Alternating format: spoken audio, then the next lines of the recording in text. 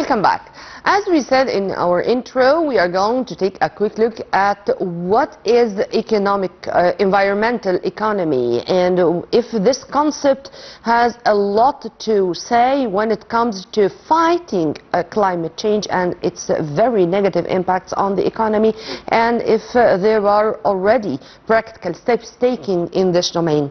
To shed more light on this, we are very much delighted to have with us via phone our prominent guest, Dr. Mohamed Raouf, energy and environmental economist. Thank you very much for being with us, sir, and a very good morning. A very good morning to you and all hello? of you. Yes, hello, good morning. Hello? Yes, hello. Do you hear me? Sir, can you hear me? I can hear you. Great. Sir, before going into details, let's first simplify or give a very simple definition to this concept, environmental economy. Okay, very fine. Good morning to you and to all our viewers. Environmental economy is a new concept, a relatively new concept that's very essential for climate change, desertification, biodiversity, almost all issues related to environment. And let me use this chance because also, as we know, yesterday President El-Sisi met with Dr. Yasmin Fouad, which has been appointed since January 2026 as the Executive Director of the United Nations Convention to combat desertification. And also Egypt have done a lot to combat desertification, one of the pioneer countries with many important projects to fight desertification, climate change. Let me mention just a few examples very quickly. For instance, we have the New Delta project, which is a 9 billion initiative aiming to reclaim approximately 2.2 million fiddan. And we have also a 1.5 million fiddan project. It's a new project also for new agriculture communities. Many other initiatives like artificial rivers, wastewater management, treatment, all this aiming to fight climate change and desertification. And as a result, we have now Dr. Yasmin Fouad leading the Convention of Desertification. Well, Dr. Abdel, this means that environmental economy can be one of the main tools of implementing or achieving on the ground the goals of sustainable development, if you agree with me on that. Yes, I fully agree. Well, environmental economics is very essential. It provides a tool and framework to balance the environment and the economy.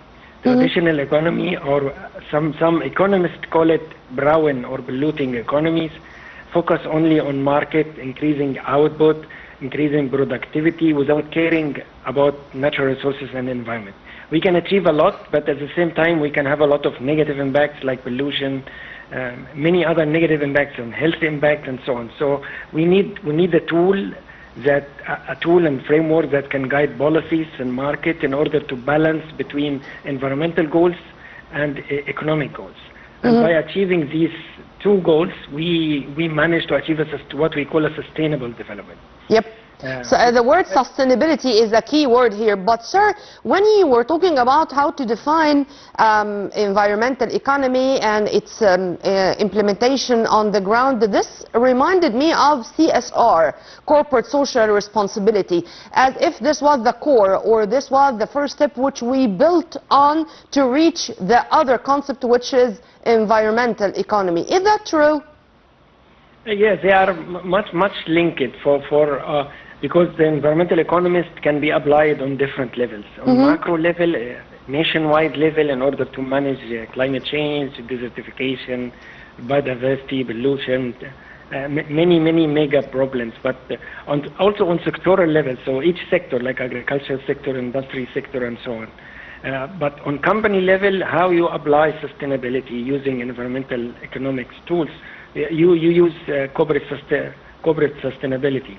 Corporate sustainability drive companies to take into consideration not only the economic output, but also taking social equity and environmental protection. By balancing these three pillars, economy, social aspect, and environmental protection, You guarantee that you have a good reputation, you are well received in your community, you guarantee for a company a sustainable future, not only focusing on gaining just an income currently, but a long-term strategy with also an environmentally friendly product. Yeah. Sir, also, we now are all the time facing green economy, blue economy, new concepts and new, let's say, a translation to the economy which we should follow to make sure that we are going to reach the new Egypt, the new republic. I mean, to transform to the green economy, to transform to the blue economy. Is this all included under the general concept of environmental economy? Yes, of course. That's much linked. Environmental economics support the green economy. So we need to transition, as I told you, from brown or the polluting economy, traditional economy, to a green economy. Blue economy is used for the economy related to seas and rivers and oceans. It's something that falls between traditional and green economy. But also environmental economics support a sustainable blue economy. But we are in Egypt and many countries around the world, we are looking for transition towards a green economy that's widely considered as both an opportunity, because this opens new doors for new products, new markets, products that are compatible with environmental protection, environmental standards. You cannot sell now many products or export many agricultural products to various countries unless you have a minimum of standards that related to social equity and environmental protection. And by the way, this also opens doors for job creation. If we have transition to green economy, it can be translated and generate millions of new jobs in sectors like renewable energy, sustainable agriculture, energy efficiency, ecosystem restoration, wastewater management. So it opens doors for a new, in order also for a country or a company to compete in the global market, you have to have these minimum standards, and this will open doors for export. And also this open door for an important issue, which is innovation. Because if you want a green technology to foster innovation in various sectors, various product industries, and many countries and companies are, racing now in order to gain a significant competitive advantage in the global market.